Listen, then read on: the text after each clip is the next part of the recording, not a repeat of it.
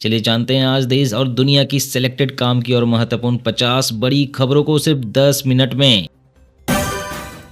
बांग्लादेशी हिंदू युवक की हत्या का भारत में विरोध, विश्व हिंदू परिषद का 6 शहरों में प्रदर्शन। ढाका में भारतीय उच्चायुक्त तलब संगठन ने अंतर्राष्ट्रीय समुदाय से बांग्लादेश में अल्पसंख्यकों की सुरक्षा सुनिश्चित करने और हिंसा रोकने के लिए हस्तक्षेप करने की मांग की।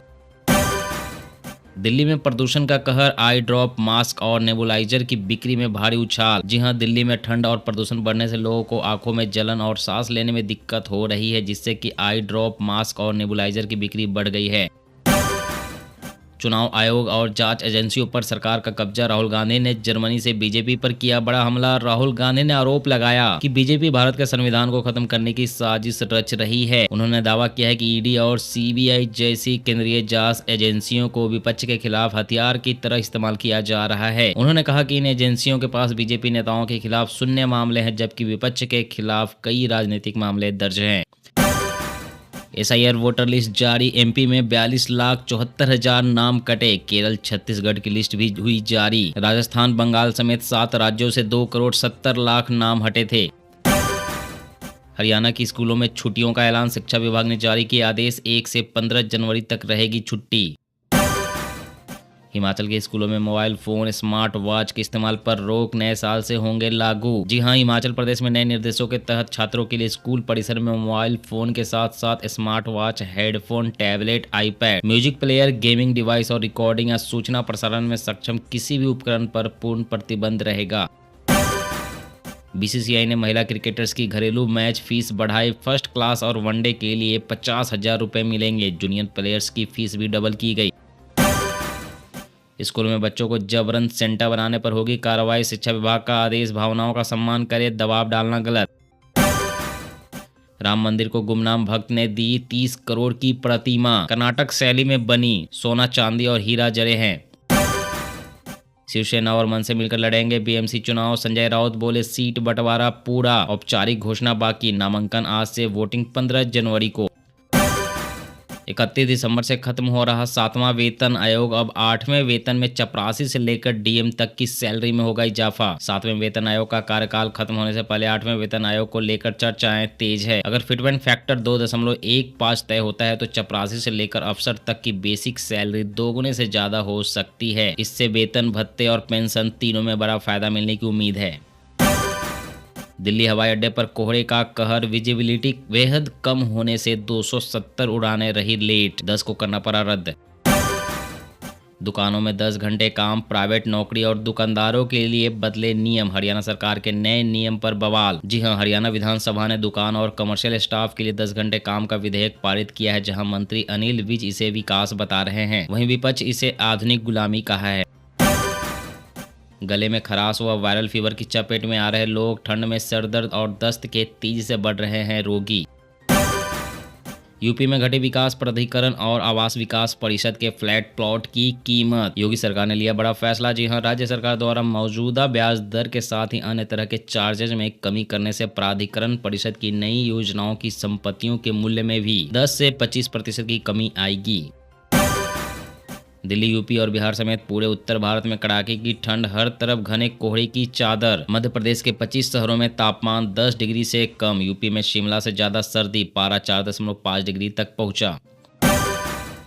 श्रीनगर से जम्मू तक 80 गांवों में घर घर तलाशी अभियान। घुसपैठ रोकने के लिए कश्मीर पुलिस सेना का ज्वाइंट ऑपरेशन। उधमपुर में आतंकी दिखने के बाद एक्शन। सोना 1.36 लाख के पार, एक दिन में 2313 रुपए बढ़ा। चांदी भी 2.11 लाख रुपए किलो के ऑल टाइम हाई पर 10 दिन में 25,512 रुपए महंगी हुई। भारत में चुनावी तंत्र में गड़बड़ी, राहुल गांधी के जर्मनी में दिए बयान पर बीजेपी ने कहा, कांग्रेस को देश की प्रगति से नफरत। शराबबंदी वाले गुजरात में अब खुलकर छलका सकेंगे जाम। सरकार ने बदल दिए नियम। गुजरात के गिफ्ट सिटी में शराबबंदी के नियमों में बड़ी ढील दी गई है। अब होटलों और रेस्टोरेंट में शराब पीने के लिए परमिट की आवश्यकता नहीं होगी, केवल वैध पहचान पत्र ही पर्याप्त होगा। सड़कों पर सुरक्षा का कवच बनेगी योगी सरकार। सड़क सुरक्षा मित्र और राहवीर योजना का पूरे यूपी में विस्तार। जी हां, उत्तर प्रदेश सरकार ने सड़क सुरक्षा को बढ़ावा देने के लिए सड़क सुरक्षा मित्र और राहवीर योजना शुरू की है। इन योजनाओं का उद्देश्य युवाओं को प्रशिक्षित करना और दुर्घटना पीड़ित की मदद करने वाले नागरिकों को पुरस्कृत करना है। दुर्घटना के पहले घंटे में मदद करने वालों को 25,000 रुपए का इनाम दिया जाएगा।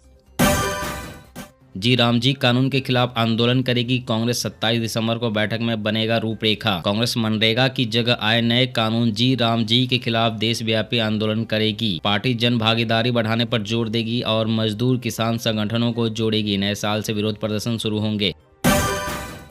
अब नदियों की सेहत से तय होगी शहरों की रैंकिंग। जल शुद्धि बिना टॉप रैंक मुश्किल। जी हां, स्वच्छ सर्वेक्षण 2025-26 की नई गाइडलाइन ने साफ कर दिया है कि अब शहरों की स्वच्छता रैंकिंग सिर्फ झाड़ लगाने या कचरा उठाने तक सीमित नहीं रहेगी। नदी घाटों, आसपास के क्षेत्रों और जल गुणवत्ता को स्वच्छता आकलन के केंद्र में रखा जाएगा।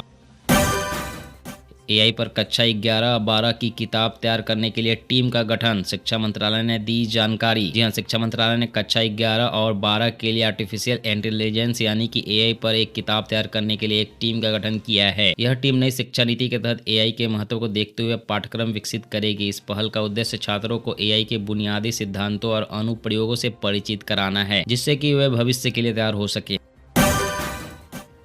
क्रिसमस से पहले केरल में बर्ड फ्लू का तांडव। 2 जिलों में मांस अंडे की बिक्री पर लगा बैन। वैष्णो देवी जाने वाले भक्त ध्यान दें, नए साल पर बदल गए यात्रा और दर्शन करने के नियम। अब क्या करना होगा, तो आपको बता दें कि माता वैष्णो देवी के दरबार में 9 वर्ष पर आने वाले श्रद्धालुओं की भारी भीड़ को देखते हुए श्री माता वैष्णो देवी श्राइन बोर्ड ने यात्रा नियमों में महत्वपूर्ण बदलाव किया है। नए दिशा निर्देशों के अनुसार RFID यात्रा कार्ड जारी होने के बाद श्रद्धालुओं को अधिकतम 10 घंटे के भीतर यात्रा शुरू करनी ही होगी और दर्शन के बाद 24 घंटे के अंदर कटरा बेस कैंप लौटना अनिवार्य होगा। ये नियम तत्काल प्रभाव से लागू हो गए हैं। यूपी में पिज्जा बर्गर खाने से 11वीं छात्र की मौत। एम्स के डॉक्टर बोले आते खराब हो गई, ऑपरेशन के बाद भी बच नहीं पाई। मिसाइलें ज़्यादा दूर नहीं हैं। पाकिस्तान की भारत को गीदर भभकी। बांग्लादेश के साथ जताई फर्जी हमदर्दी। बांग्लादेश में चल रही उठापटक के बीच पाकिस्तान के नेता ने भारत को मिसाइल के इस्तेमाल की गीदर भभकी दी है। पाकिस्तान मुस्लिम लीग के नेता कमरान सईद उस्मानी ने बांग्लादेश के खिलाफ झूठी हमदर्दी जताई है। उस्मानी ने कहा है कि बांग्लादेश के खिलाफ भारत का कोई भी कदम पाकिस्तान की तरफ से जवाब माना जाएगा। हिमाचल में शिक्षकों को बड़ी राहत। सरकार ने टीचर डायरी की अनिवार्यता को किया खत्म। मोदी सरकार मनमोहन सिंह की आर्थिक नीतियों को ढो रही है। ये मॉडल अब ढह चुका है, जर्मनी में बोले राहुल गांधी।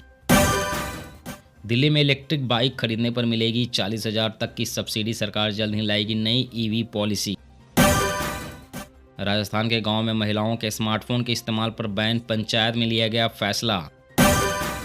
पैसों के दम पर बंगाल में मुसलमानों को बांट रही बीजेपी। पश्चिम बंगाल की मुख्यमंत्री ममता बनर्जी ने बीजेपी पर आगामी विधानसभा चुनाव से पहले मुस्लिम वोटों को बांटने और वोटर लिस्ट में हेराफेरी करने का गंभीर आरोप लगाया। उन्होंने कहा कि बीजेपी पैसों के दम पर यह सब कर रही है और इस साजिश में चुनाव आयोग भी शामिल है। ममता ने कहा कि बीजेपी को देश से खत्म करके ही दम लूंगी। दिल्ली सरकार ने एक्साइज नियमों में किया बदलाव। स्प्रिट स्टोरेज और वाइन पाना हुआ और आसान। दिल्ली सरकार ने आबकारी नियमों में बड़े बदलाव किए हैं, जिससे कि स्प्रिट के स्टोरेज और धार्मिक कामों के लिए शराब के इस्तेमाल से जुड़े प्रावधानों को आसान बनाया गया है।